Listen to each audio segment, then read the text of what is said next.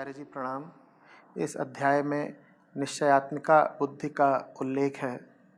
इसे हम अपने जीवन में कैसे लाएं? ये किन कारणों से नहीं होती? आचार्य जी किसी काम को करने के लिए मन झुंड का साथ ढूंढता है। कैसे अपने नित्य अकेलेपन को प्राप्त करें और उसे जिएं? कृपया मार्गदर्शन करें। बढ़िया नवीन।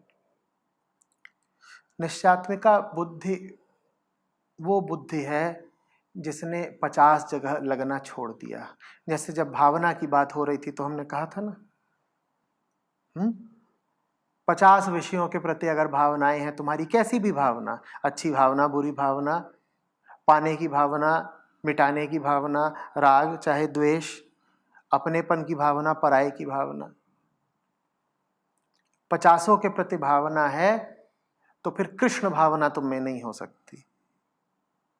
इसी से समझो कि निश्चयात्मिका बुद्धि क्या होती है। जो निश्चय करके एक पर स्थिर हो गई है, ऐसी बुद्धि, उसको अब दूसरे का विचार नहीं आता। उसको अब कोई शुबहा संशय नहीं बचा है। वो एक पे आकर के अटक गई है, अब हिलेगी नहीं। वो कहलाती है निश्चयात्मिका बुद्धि। श्री कृष्ण ने इस पर बहुत जोर दिया है। कह रहे तुम्हारी बुद्धि ही तुम्हारी दुश्मन है, बहुत चलती है तुम्हारी अक्ल, उसका चलना बंद करो। इसका मतलब यह नहीं कि निर्बुद्धि हो जाओ, इसका मतलब यह कि बुद्धि अब बाण की तरह सिर्फ अपने लक्ष्य की ओर चले। हमारी बुद्धि कैसे चलती है? कभी ऐसे कभी वैसे, कभी दाएं कभी बाएं, ऊपर नीचे, जितनी दिशाएं हो सकती हैं हर दिशा में बुद्धि हमारी चलती है। माहौल बदला नहीं कि बुद्धि बदल गई। खाना खा लिया, बुद्धि बदल गई। बैठे हैं, किसी ने कोहनी मार दी, विचार बदल गए।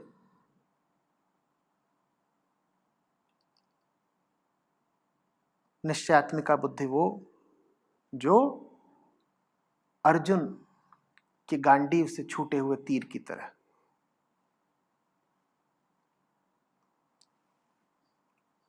एक लक्ष्य एक निष्ठा। अब पूछ रहे हैं किन कारणों से नहीं होती? ये स्पष्ट नहीं होता जब कि कृष्ण कहां हैं, तब बुद्धि निश्चित होकर ठहर कैसे जाए? निश्चय नहीं आ पा रहा ना।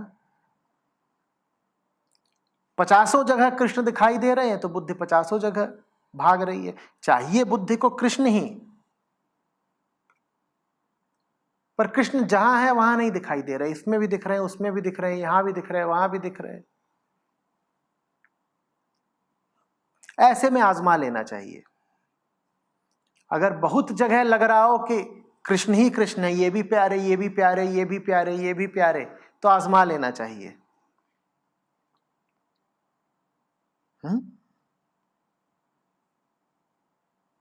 वो सुना है ना,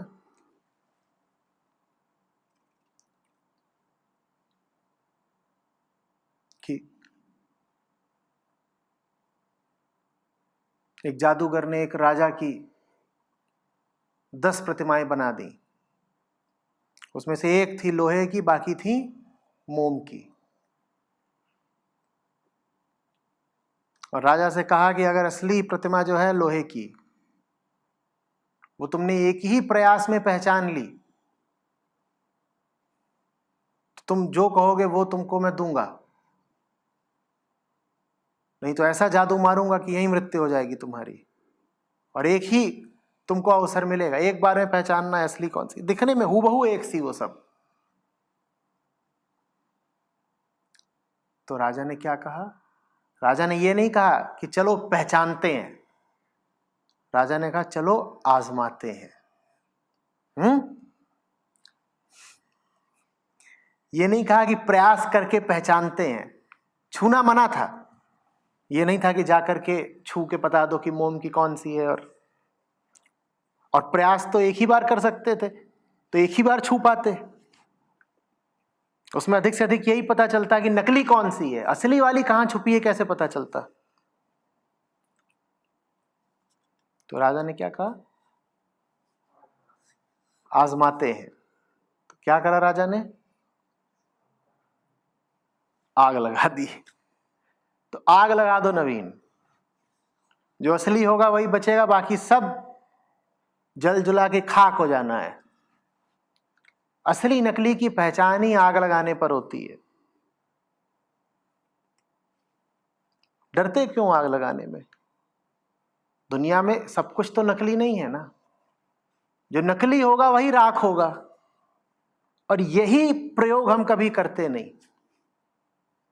यही श्रद्धाहीनता है। हमें लगता है कहीं सब कुछ ही जल गया फिर हमारा क्या होगा। सब कुछ नहीं जलेगा भाई,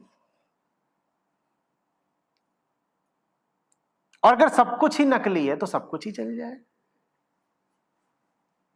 अपने आप को धोखे में रखने का क्या लाभ कि नकली को असली माने प्रसन्न होकर घूम रहे। आजमा लो।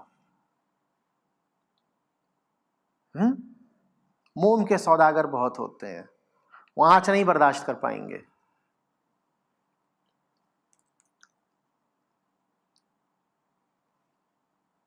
फिर बुद्धि को निश्चय हो जाएगा कि कौन असली है। फिर बुद्धि चलेगी। जो कुछ दूर से बड़ा आकर्षक लगता हो, निकट जाकर उसको स्पर्श ही कर लो ना, देख लो कि दम कितना है। अब मोम का योद्धा खड़ा हुआ है तलवार लेकर के, बड़ा सूरमा दिखता है। क्या धार है तलवार में, और चमक रहा है जैसे लोहे का हो, और चेहरे पर भाव ऐसा है कि शौर्य और पराक्रम। आजमा लो, एक चांटा मारो जाके।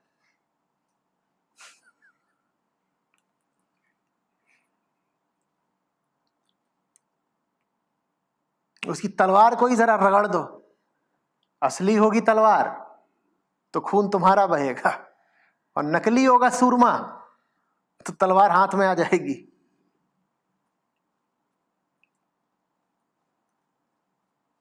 कोई और विकल्प नहीं है।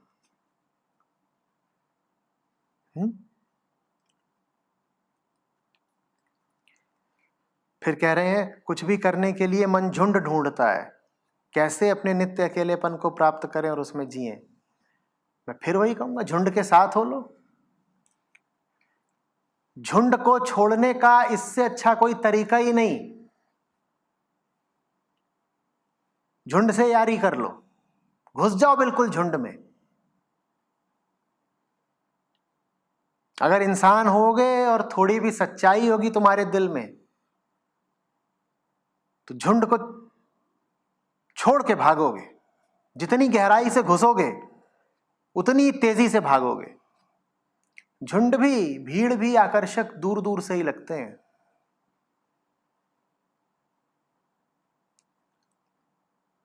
प्रविष्ट ही हो जाओ ना, असलियत सामने आ जाएगी। फिर कहोगे रहने दो भाई, हम अकेले ही अच्छे।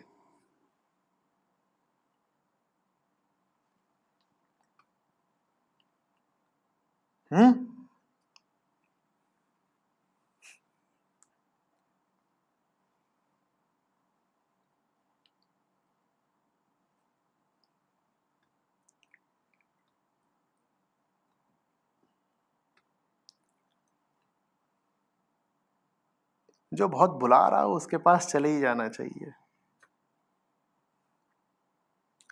काबिल होगा तो साथी मिला, नाकाबिल होगा तो राज खुला। ये बीच बीच का मामला खतरनाक होता है, ना इधर के ना उधर के।